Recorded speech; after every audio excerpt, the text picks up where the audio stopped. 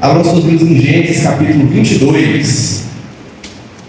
Gênesis capítulo 22. Vamos ver uma história que é bastante conhecida, de um personagem mais conhecido ainda. A gente fala muito desse personagem, e ele é Abraão, o pai da fé. O que isso significa? O que significa ser o pai da fé? Abraão foi justificado por sua fé, por isso ele é o pai da fé. Somos considerados filhos de Abraão, porque nós também somos justificados através de Cristo, pela graça de Deus, por meio da fé.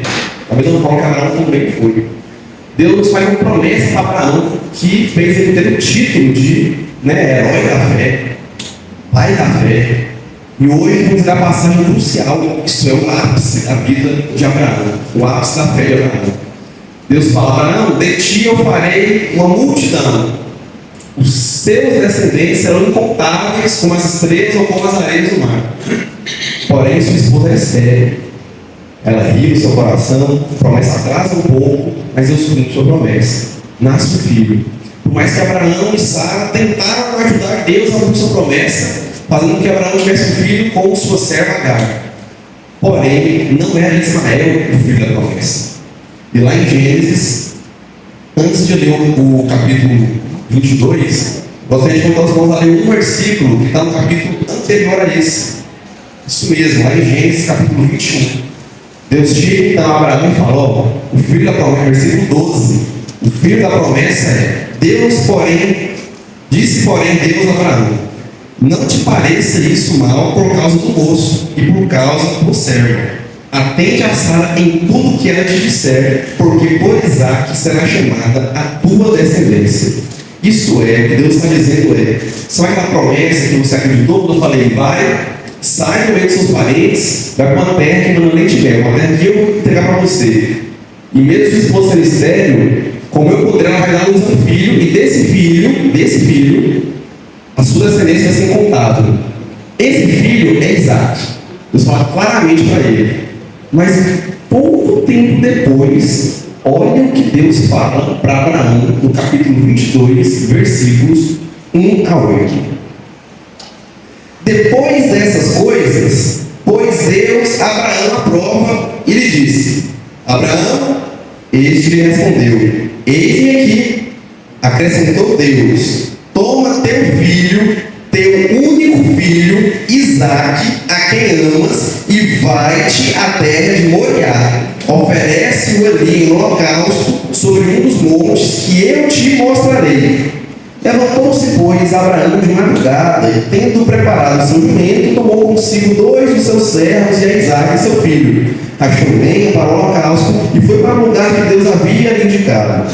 Ao terceiro dia, erguendo Abraão os olhos, viu um lugar de longe. Então disse a seus servos: esperai aqui com o jumento. Eu e o rapaz iremos até lá, e havendo adorado, voltaremos para junto de vós. Tomou Abraão a lenha do holocausto, e isso colocou sobre Isaque, seu filho. Ele, porém, levava nas mãos o fogo e o cutelo. Assim caminhavam ambos juntos. Quando Isaque disse para Abraão, seu pai: meu pai, respondeu Abraão: eis-me aqui, meu filho. Respondeu Isaque: eis o fogo e a lenha, mas onde está o cordeiro para o holocausto? Respondeu Abraão: Deus proverá para si, meu filho, o cordeiro para o holocausto. E seguiam ambos juntos. Amém? Amém.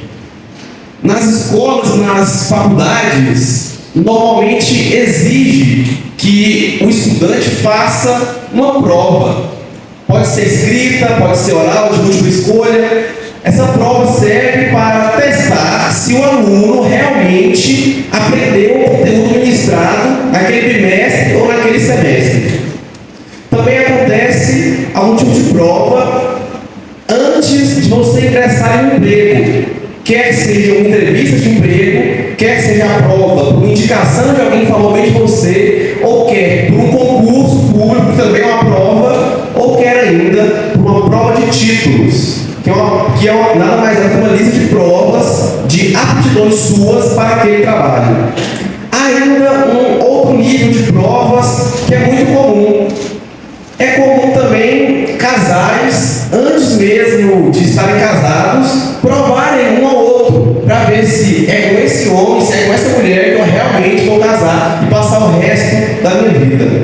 Mas estamos diante aqui não de uma prova de homens, e sim de uma prova do próprio Deus. É Deus que prova. E percebo que, infelizmente, nós temos nos dedicado, nos empenhado muito mais em cumprir e passar nas provas da vida do que nas provas que o Deus dá em nossa vida. Não se empenhe mais nessas questões. Não digo que você não deve se empenhar, mas o seu maior empenho deve ser achar aprovado diante de Deus. Note que Deus literalmente pôs Abraão à prova. O versículo fala isso: Deus prova Abraão. Em algumas versões a palavra está traduzida como tentar. Deus tenta Abraão. Essa tradução não é correta, porque a palavra mishá no hebraico aqui, ela significa literalmente colocar alguém à prova, ou em uma palavra só, teste. Entenda, Deus prova, o diabo tenta. Deus prova os seus servos em toda a Bíblia. Vemos isso o tempo todo. Deus prova cada um de nós. Todos nós passamos em algum momento por alguma provação. Não confunda provação com tentação. Tiago, no capítulo 4, fala acerca da tentação. A tentação, ela vem do diabo e segundo os seus próprios desejos. Então a culpa de você passar na tentação, meu amigo, é sua. Está difícil resistir? A culpa é sua. Foi você que alimentou essa tentação. Quanto mais você pecar, quanto mais você demorar a deixar ela de lado, mais difícil vai ser você se libertar disso. Porque a culpa é sua. Deus, porém, quando Ele nos prova, 1 Coríntios 10:13, Ele não nos prova além das nossas forças, de modo que a gente não possa suportar. Da mesma forma que Ele traz a prova, Ele provê o livramento. E a aprovação de Deus tem propósito, ela nunca é em vão. Temos pelo menos duas grandes provações na Bíblia que são extraordinárias, excepcionais e que não vão se repetir com seus servos. A primeira delas está no livro todo de Jó. A história de Jó é uma história única, onde o diabo aparece na reunião e onde você está, no diabo? O diabo responde: estava andando pela terra e rodeando e passeando por ela. E aí Deus desafia o diabo. Deus fala: você viu meu servo Jó? Estava andando pela terra e você viu ele. Netamente a mim, se desvia do mal, bem reto, justo. Mas também o Senhor dá tudo para ele, desse jeito ele ateu. Deus autoriza o diabo a tirar todos os bens financeiros de Jó. Até mesmo sua família, exceto pela sua esposa, que era parte de si mesmo. E Jó permaneceu firme. Ali Deus vence o diabo, através da vida de Jó, pela resistência de Jó a uma prova que não vai se repetir. Mas às vezes Deus pode pegar um pedaço da prova de Jó e colocar diante de você. Quem é você quando Deus te coloca a prova? Como você vai reagir? O que você vai fazer? Vai ser como Jó, vai ficar questionando Deus o tempo todo? Ou vai ser como o segundo exemplo bíblico extraordinário, que não vai se repetir, que nós acabamos de ler aqui? Como Abraão. Abraão não fala nada, ele só obedece, calado.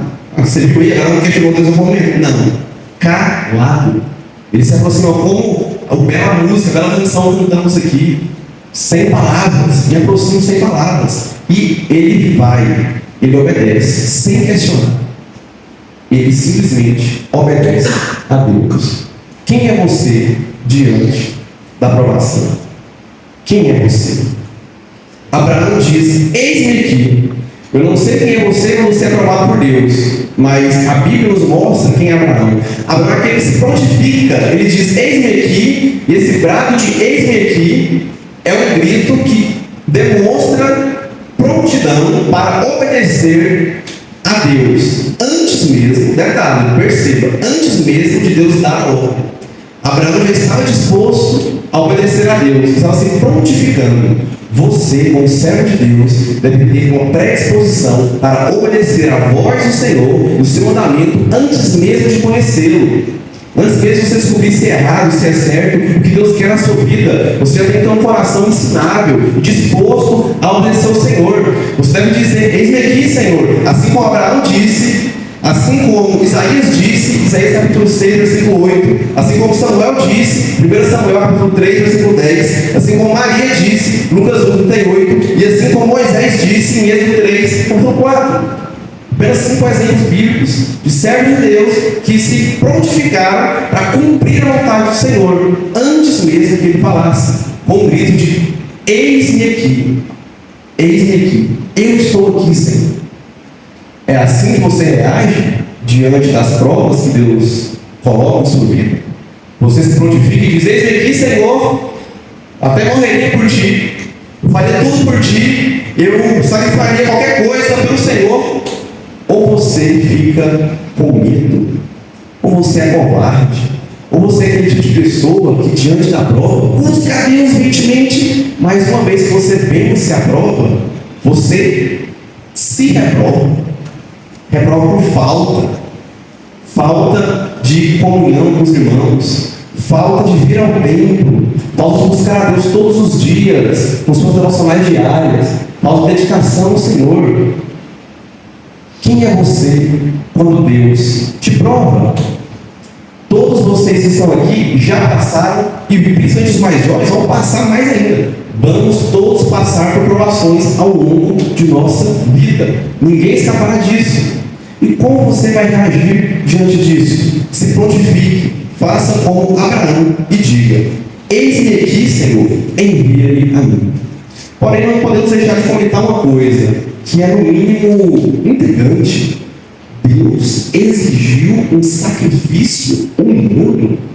Isso não parece para dizer, Johan, o que está lá no 6º mandamento, em Êxodo capítulo 20, versículo 13, versículo curto que todo mundo sabe de cor, onde o Senhor diz claramente: não matarás.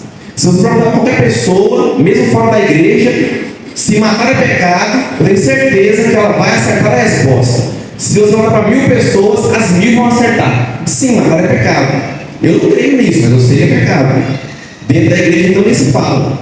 E quem deu essa lei foi o próprio Deus. Ele fala: não matarás. Agora Deus fala: Abraão, vai e mata seu filho para mim. Isso era coisa dos deuses pagãos. Os deuses pagãos que exigiam sacrifício, principalmente de filhos, qual Moloque é o principal destaque. A gente vê que tem um rei de Israel que sacrifica seu próprio filho para Deus Moloque. Ele tinha um touro, ele queima ele vivo. Tem base, queima ele vivo. Normalmente eles ofereciam sacrifícios humanos para que o seu Deus tivesse piedade deles, para que acabasse a peste, acabasse a fome, aí uma vitória na guerra, alguma coisa do tipo. Agora percebam que Deus não é um Deus pagão, até mesmo esses deuses pagãos não existiam. Nosso Deus existe. E Deus ele pede para Abraão sem ele estar passando por nada. Então tem uma grande diferença dos sacrifícios humanos que eram exigidos das religiões pagãs de falsos deuses da época. Abraão não está passando por nenhuma dificuldade. Aliás, agora ele está, né? Ele estava de boa, feliz da vida. Meu filho nasceu, Deus falou: olha, desse aí, ó, rapaz, abençoarei esse. Você consegue contar? Não consegue. Sua descendência, seus filhos, você decidir. Agora ele está alegre, né? Aí Deus chega e fala: pois é, dito isso, vai lá e mata seu filho, oferece ele para mim em holocausto. Então a diferença entre o holocausto e o sacrifício.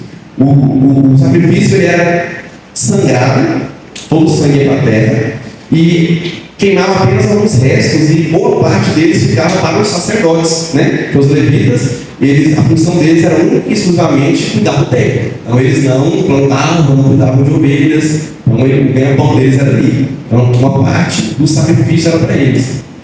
Porém tem o holocausto. O holocausto é pior que o sacrifício. O holocausto, o corpo do cordeiro, por exemplo, naquilo que é sacrificado, queima completamente e sobe a fumaça com um aroma agradável a Deus. É assim que funcionava. O que Deus pede para Abraão fazer Isaac é oferecer um holocausto. Isso é, mata e queima. Mata e queima para mim. Mata e queima. É isso que Deus pede para ele fazer. Agora imagine você como pai, estamos hoje no dia dos pais. Se Deus chegasse a você e pedisse o seu filho, ou como Deus fala para Abraão, o seu único filho, em sacrifício, fique tranquilo, como eu disse no início desse sermão, Deus não vai te pedir isso. Isso aqui é algo que não vai ser pedido. Até mesmo que Deus não queria de fato que Abraão matasse seu filho. Todo mundo conhece toda a história, é só ler o versículo 9 em diante. Mas se Deus queria sacrificar algo impossível, algo que é da natureza de Deus que você sacrifique, que Ele peça. Se você tiver que sacrificar o seu emprego, Alguém é importante para você. Sacrificar alguma coisa que te acomoda muito. Você estaria disposto a sacrificar isso? Para obedecer a voz de Deus, confiando nele, como Abraão fez, entendendo que é a vontade dele, que isso é o melhor para você, porque a vontade dele é sempre melhor que a nossa. E aí? O que você faz? Entendam que Deus não se contradiz. Entendam. Além dessa diferença que nós temos do pedido de Deus em relação ao pedido dos deuses que nem existem, as culturas pagãs da época, Deus ele só queria provar Abraão para ver se ele realmente dá continuidade ao processo. Então Deus interrompe Abraão. Deus pede aquilo que era mais precioso para Abraão. Ele pede seu único filho, seu precioso filho. E mais, Deus acabou de falar, nós lemos Gênesis 21:12, que de Isaac sua descendência vai se multiplicar. E Deus pede para matar Isaac. Deus pede para Abraão matar a única prova de que sua promessa se cumpriria na sua vida. Se Isaac morre, acabou a promessa. Mas Abraão creu e não questionou a Deus. E você? Você precisa de muitos sinais para ver? Precisa que algum irmão chegue em você e diga: Deus me revelou aqui, isso e aquilo, faça isso e faça aquilo. Você precisa que caia um raio do céu para enxergar as verdades de Deus na sua vida? Você precisa disso? Pois vou repetir as mesmas palavras de Jesus para Tomé: bem-aventurados os que não viram e creram. Fé, mesmo que você não veja, mesmo que você não enxergue a lei, mas você acredita. Porque Abraão, ele conseguiu esse título, não foi à toa. Ele ganhou esse título de pai da fé, de herói da fé, não foi à toa. Foi porque ele creu que a promessa de Deus ia se cumprir, mesmo ele matando o filho dele. Peraí, você acabou de falar aqui que se mata Isaac, acabou a promessa. Mas você está me falando que Abraão creu que mesmo ele matando Isaac, a promessa ia se cumprir. Sim, isso não é contraditório. Me acompanhem numa leitura bem rápida, no texto, no versículo 37 que nós lemos anteriormente. Lá em Hebreus, capítulo 11, nós temos a resposta. Abraão creu que Deus poderia até mesmo ressuscitar Isaac dentre os mortos. Isso não é uma conclusão que eu cheguei estudando a passagem, isso não é uma linha de pensamento teológico, isso é o próprio Deus que está dizendo. Olha aí, Hebreus capítulo 11, versículos 17 a 19. Pela fé, Abraão, quando posto à prova, ofereceu Isaac, e estava mesmo para sacrificar o seu unigênito, aquele que acolheu alegremente as promessas, a quem se tinha dito: em Isaac será chamada a tua descendência, porque considerou que Deus era poderoso até para ressuscitá-lo dentre os mortos, de onde também figuradamente o recobrou. Olha que lindo! Abraão sabia que ele tinha que obedecer a Deus. Se Deus quer que eu mate meu filho, irei matá-lo. Mas Deus me disse que desse mesmo filho, a minha descendência vai ser incontável. Então, para a conta fechar, eu creio que vai fechar de alguma forma. Deus vai fazer alguma coisa que eu nem imagino. Mas quem sabe ele até mesmo pode ressuscitar o meu filho dentre os mortos. Ele tem poder para isso. E agora eu te pergunto: que ressurreição Abraão presenciou na sua vida para pensar uma coisa dessas? Chama-se fé. Fé. Abraão creu em Deus.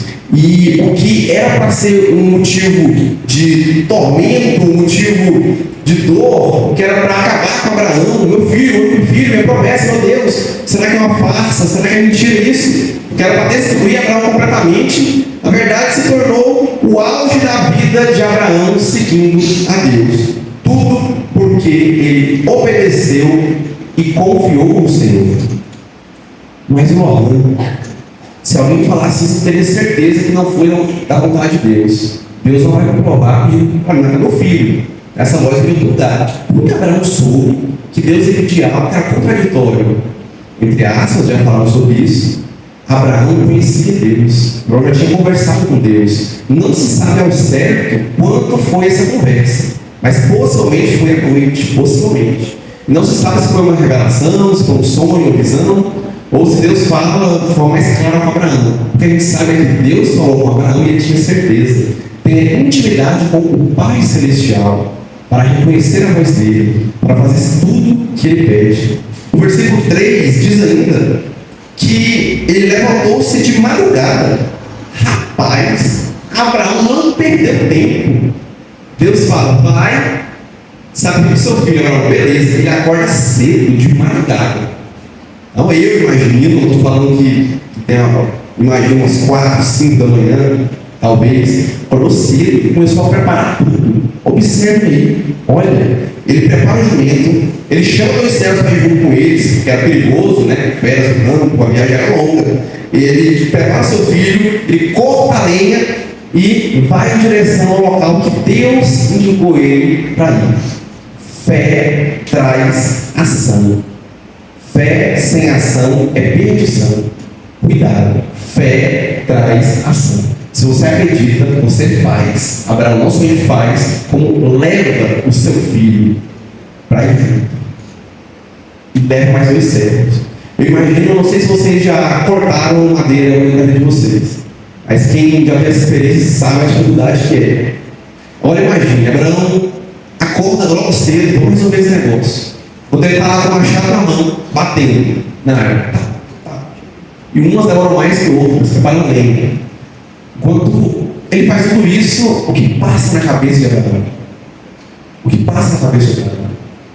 A gente vê que Abraão manteve um certo silêncio quando eles estão subindo no monte, só ele e o filho dele. E que Isaac quebra o silêncio. Imagina que Abraão ficou naqueles dias, sabe quando você não está bem? Que alguém até percebe, às vezes algumas pessoas nem falam nada. Muita gente percebe, mas tem gente que não liga, tem gente que prefere deixar lá, se não conhece a pessoa, né? Mas alguém chega e fala assim: ó, tá tudo bem? Está acontecendo alguma coisa com você? Sabe o que acontece isso? Imagina Abraão desse jeito. Não estava tudo bem, claro que não estava. Ele por dentro, não, é só ter que matar meu filho, beleza. Fora isso, mil maravilhas. Não estava tudo bem. Ainda que ele creu, que ele sabia, não era algo fácil, gente, ele tinha que matar e queimar seu filho.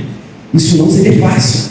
Ainda que ele sabia que a promessa de Deus ia acontecer de um jeito ou de outro, ainda que ele cria que Deus poderia ressuscitar dentre os mortos, mas não é algo fácil. Mas ele creu e fez. A viagem era longa, aproximadamente 3 a 4 dias. O próprio texto bíblico, versículo 4 diz: ao terceiro dia, ele ergueu os olhos no lugar. Sabe quando você tem que fazer alguma coisa, você fica nervoso, apreensivo, talvez uma cirurgia, talvez você vai pregar aqui na igreja, o pastor te dá a oportunidade de pregar, e aí você se prepara, passa um dia, pelo dia você fica assim, do dia da notícia, agitado. Aí no segundo dia dá uma acalmada, no terceiro dia, aí de repente chega o dia, aí você olha para o público, ou chega o dia da sua cirurgia, você ficou um pouco bem no hospital, você vê o leito. Toda aquela sensação que você sentiu quando recebeu a notícia e marcou a data que você ia pegar, ou a data da sua cirurgia, vem à tona de uma forma muito maior. Isso é, naquele momento, quando Abraão olha o tempo, o monte, de longe, ele viu, está chegando a hora. Ele pode talvez até ter se distraído por algum momento, no segundo dia de viagem, mas no terceiro não. O terceiro, ele viu um monte ao longe e se lembra. Deus poderia ter pedido para Abraão sacrificar ele mesmo. Agora, então, Isaac chega mais, hein, meu filho? Não, Deus não quis assim. Deus quis que ele fosse a um monte específico, um monte que era 70 quilômetros de distância onde ele estava, que seria 3 a 4 dias de viagem, justamente porque Deus queria que Abraão refletisse durante a viagem, que ele pensasse, que ele ponderasse, que ele não fizesse uma escolha no estouro, no emocionalismo, no sentimentalismo, que não fosse algo espontâneo, que fosse uma decisão lógica, racional e pensada, e que ele refletisse sobre isso, porque isso implica na vida dele, para colocá-lo à prova realmente por dias, não no momento, não por minutos, por dias.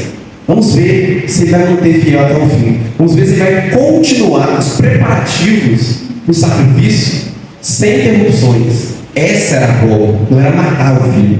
A prova era essa. Ver se ele não iria interromper o processo de preparação para o sacrifício. E Abraão, meditando, refletindo, vai. Mas nós somos impacientes. Nós não seguimos o que está lá em Filipenses, capítulo 4, versículo 6. Não andeis ansiosos por coisa alguma, não. A gente quer para ontem, né? Quanto mais o tempo passa, quanto mais a tecnologia avança, parece que menos a gente tem paciência.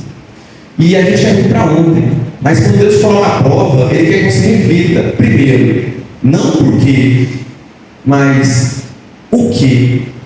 O que o Senhor quer de mim? Como será aprovado? Como eu passo de sua vida da melhor forma possível? Como eu cumpro a tua vontade, mesmo em meio a essa prova? Pode ser a maior prova da sua vida. Eu duvido que Abraão tenha uma prova maior que essa. Eu duvido. Eu não sei se algum de vocês vai passar por uma prova assim. Algumas pessoas podem perder o emprego, perder a empresa, perder o filho, perde o carro. Existem provas e provas. Então, mantenha-se firme como Abraão. Reflita e pensa: Senhor, o Senhor quer de mim? Me ajude, esteja comigo. Abraão reflete e medita até que ele avista o monte. Chegou a hora. Está chegando a hora. Ele chega nos seus servos. E a gente vê o que a gente leu em Hebreus 11, que ele tinha tamanha fé que ele sabia que Isaac estaria vivo. No versículo 5 ele fala: então disse seus servos: esperai aqui com o jumento, porque eu e o rapaz vamos até lá, e havendo adorado, voltaremos para junto de vós. E tivemos poucas e falhas, obviamente, tentativas no campo teológico de tentar justificar e dizer que Abraão poderia estar se referindo a outra pessoa. Mas isso não faz nenhum sentido. Até o jumento ficou, gente. Quem sobe é só Abraão e Isaac. Só os dois que sobem. E ele fala claramente: eu e o rapaz é Isaac. Nós vamos lá, vamos adorar a Deus, nós dois voltaremos, está no plural. E antes que você se pergunte, sim, no original hebraico tem a partícula do plural também. Ele se refere aos dois. Ele não fala: vamos adorar e eu vou voltar. Não, nós dois voltaremos. E uma coisa interessante: Isaac, como que ele está na situação? Lembrei do Isaac agora. Isaac, como que ele está na situação? Cadê Isaac? Cadê o Isaac? Isaac está aceitando isso numa boa? Isaac não sabia no momento. Ele não sabia. Durante a subida, Isaac percebeu: papai, só nós dois vamos subir e adorar a Deus. Em breve voltaremos. Papai, eu estou vendo aqui com o Senhor o machado e a lenha. Papai, o Senhor carrega o fogo. Mas papai, cadê o cordeiro do sacrifício? Abraão, nem te conto. Imagina Abraão por dentro, pensando: você que já é pai, o que você falaria? Deus pediu para você sacrificar seu filho. Após 3 longos dias de reflexão, talvez até 4, subindo um monte, você e seu filho carregando a lenha, carregando os instrumentos, a brasa, o fogo para acender ele. Queimar seu filho, matar ele, para Deus. Aí seu filho cai ficha: peraí, você está errado, está faltando, vai ser sacrificado em si, né? Cadê? O que você falaria? Eu não sou pai e acho que nem quando eu for pai eu vou saber o que eu falaria. E como eu disse, não queremos passar exatamente por essa provação específica. Mas uma coisa eu sei: a resposta de Abraão foi incrível. Ele fala: Jeová Jireh, ou ainda Javé Jireh, que é traduzido do hebraico para o português como Deus proverá, ou Deus provedor, que é o nome que esse monte recebe, porque nesse monte Deus proveu um livramento para a vida de Abraão e para a vida de seu filho Isaac. Meu filho, Deus proverá, versículo 6. Versículo 8. Deus proverá para si, meu filho, o cordeiro para o holocausto. E ambos seguiam juntos. Quando a gente lê a continuação da história, do versículo 9 ao 14, a gente vê que de fato Deus proveu o cordeiro. Que Deus fala: opa, tá bom, manda um anjo, chega, pare imediatamente. Abraão ia de fato matar Isaac. Isaac, vai saber disso, ele também é ser encontrado, porque era a vontade de Deus. E o anjo do Senhor para ele: não faça isso, não faça isso. Você já passou pela prova. A prova não era para você matar, era para ver se você realmente ia matar. E como lemos lá em Hebreus, é como se Isaac pré-figuradamente tivesse voltado da morte. Isso é, ele foi dado como morto, porque para Abraão ele estava morto, até mesmo por ele próprio. Ele estava morto, porque ele ia morrer, questão de segundos. O anjo parou: não faça isso. É como se ele tivesse voltado da morte, ganhar a vida de novo. Bem entre aspas, a própria Bíblia fala isso, lemos isso em Hebreus 11, 19. Isso é uma tipologia de Cristo. Isaac é uma tipologia de Cristo. A intenção de Deus era não só de provar a fé de Abraão, porque ele ficou mais do que provado, mas também apontar para o Messias que viria. Essa era a ideia, esse era o plano de Deus, apontar para Jesus. Da mesma forma que o cordeiro, que não tinha nada a ver com a história, estava preso lá, estava emboscando. Claro que não, Deus preparou o cordeiro. Como o próprio Abraão falou, Deus proverá o cordeiro, meu filho. Um cordeiro que não tinha nada a ver com a história morre no lugar de Isaac, porque Isaac deveria ser sacrificado. Jesus morreu no seu lugar, no meu lugar, para lavar os nossos pecados. Da mesma forma que Isaac prefiguradamente volta à morte, Jesus ressuscita verdadeiramente. E a nossa fé é baseada inteiramente nisso. Essa é a base da fé cristã. A ressurreição de Jesus Cristo, e do mesmo jeito que ele morreu e ressuscitou dentre os mortos, nós um dia iremos ressuscitar também e morar na glória para sempre com o Pai. E glória a Deus por isso. Por isso estamos aqui. E é por isso que nós devemos agir. Não ficar somente com a promessa. Eu acredito, beleza, mas é isso aí, né? Ah, bom, não vou ficar aqui de boa. Não! Fé é ação. Percebam que pai e filho agem juntos. O versículo termina assim: e seguiam ambos juntos, pais, e serão juntos com seus filhos. E percebam que, da mesma forma que Abraão ouve a voz do Pai Celestial sem questionar, Isaac ouve a voz do seu pai carnal sem questionar. Ele poderia ter se revoltado. Surpresa! O seu sacrifício, e aí? Não. Essa é a vontade de Deus, papai. Tá bom. Que assim seja. Vamos embora. Vamos lá. Deus proverá. Sim, filho. Cordeiro, vamos lá. Confia isso. Tá bom, eu confio, papai. Isaac também teve fé naquele momento. E os dois foram recompensados. A continuação do texto de Hebreus a gente viu. Nos versículos a gente viu. Então, Isaac entra na galeria dos heróis da fé.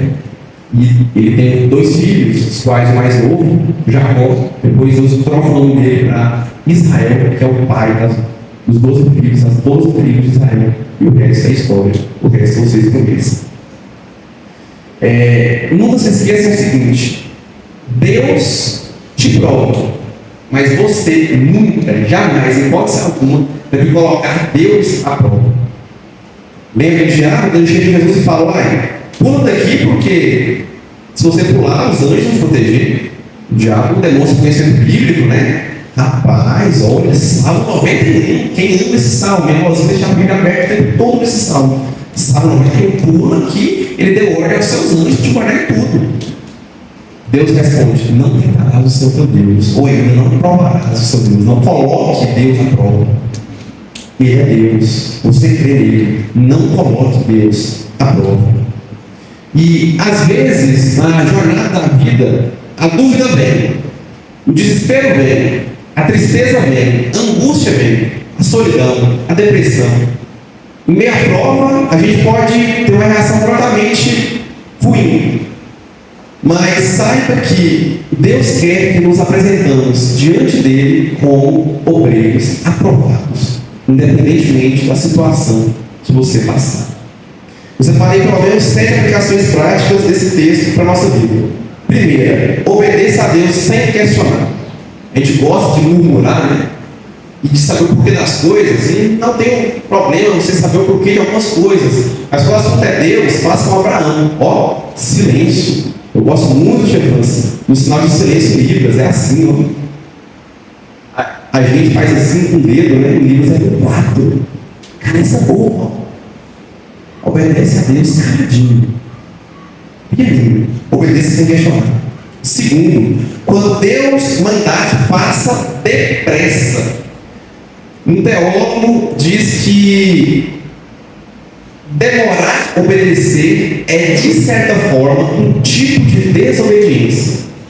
Demorar a obedecer a Deus, de certa forma, é um tipo de desobediência. Não procrastine o seu dever para com Deus. Se Ele mandou, faça, e faça depressa e sem questionar. 3. Conduza seu filho para a adoração ao Senhor. Perceba que Abraão diz: nós vamos lá adorar a Deus, não um passeio em família, não, né? Então espere aí, daqui a pouco mais volta, nem o jumentinho vai subir, fica aí, só nós. Vamos adorar a Deus e logo voltaremos. E eles adoraram a Deus. Leia, repito, versículos 9 a 14. Eles adoram de fato a Deus. Então, pai, quer ser um bom pai? Conduza seu filho para a adoração ao Senhor, mas saiba que ele vai seguir o seu exemplo. Ele vai estar o tempo todo de olho em você, em como você faz. A gente vê que acontece o contrário também. Às vezes o filho traz o pai para os caminhos do Senhor, ou a mãe, né? Bênção de Deus também, glória a Deus por isso. Quando a gente ora pelas crianças, a gente pede isso também. Que caso eles não tenham uma família estruturada, que sejam eles o agente de Deus na vida daquela família. Mas, pais, não negligenciem Efésios capítulo 6, versículo 3. Não provoquei os vossos filhos a ira. E ali não é irritar o filho. Provocar a ira é não ensinar o caminho que ele deve dar. Não ensinar o caminho do Senhor. É um dever seu. Siga o exemplo de Abraão. 4. E seja disposto a sacrificar qualquer coisa, pois nada que tens, nem mesmo tua própria vida, vale a graça de Deus. Ainda que eu entregue toda a minha vida, todos os meus bens, o meu tempo, né? Tem falado tanto aí que o tempo é um dos bens mais preciosos que nós temos. Nada disso é suficiente, não nos paga nem 1% que é a graça de Deus na minha vida, porque ela é infinita. E nem o número, por maior que ele seja, se compara ao infinito. Então, esteja disposto a sacrificar tudo. Talvez uma das maiores dificuldades das pessoas do dia de hoje seja sacrificar o seu tempo e o seu dinheiro para Deus. Vivemos muito nessa síndrome, eu não tenho tempo. Tem tempo sim, é prioridade. Entenda que não é sacrificar o tempo, nem é sacrificar, porque o tempo não é seu. Quem vive fala do tempo emprestado. Eu estava morto, e Jesus me trouxe a vida. Então minha vida é toda dele, cada segundo da minha vida é toda dele. Então eu só estou devolvendo para Deus o que ele já me deu. Não estou nem dando meu tempo para Deus, não estou nem sacrificando uma hora no meu dia para ter devoção diária. Estou devolvendo para Deus essa uma hora que ele me deu. Porque se não fosse por ele, seria completamente perdido no mundo lá fora. Quinta aplicação prática. Deus não se contradiz, ainda que não entenda, obedeça. Muitas tentativas ao longo da história que são incessáveis. Nunca vou parar de tentar encontrar alguma contradição no texto bíblico. Sempre que você vê alguma coisa nesse sentido, saiba, tem explicação. Porque Deus é perfeito, a sua palavra também, e ela não se contradiz. A Bíblia é inspirada, inerrante e infalível. Sexta, qual é o seu maior tesouro? O que é mais valioso para você? Um dos motivos de Deus não colocar a prova é que a prova revela o que é mais importante para mim. Deus ou as bênçãos de Deus? As dádivas que Deus me dá são mais importantes do que o próprio Deus, as dádivas? A prova testa isso em você. O que é mais importante na sua vida? Sétima e última aplicação prática. Tenha fé que Deus provê. Assim como Abraão creu que Deus era um provedor, que poderia até mesmo ressuscitar seu filho entre os mortos, e que sua descendência seria e foi incontável até os dias de hoje. Creia nas promessas de Deus na sua vida. Creia, iremos ressuscitar. Creia, a tempestade vem, mas o dia também vem. O choro pode durar a noite inteirinha, mas a alegria vem pela manhã. Confie em Deus. O Deus que provê, o Deus que manda a prova, que te testa, é o mesmo que também provê o livramento. Se preocupe mais em se auto-aperfeiçoar em santidade e na sua comunhão com Deus durante a prova, do que ter pressa que ela realmente termine. Se preocupe em ser aprovado na prova de Deus, mais do que você se preocupe em ser aprovado nas provas da vida. E tenha fé que Jeová gere. Amém?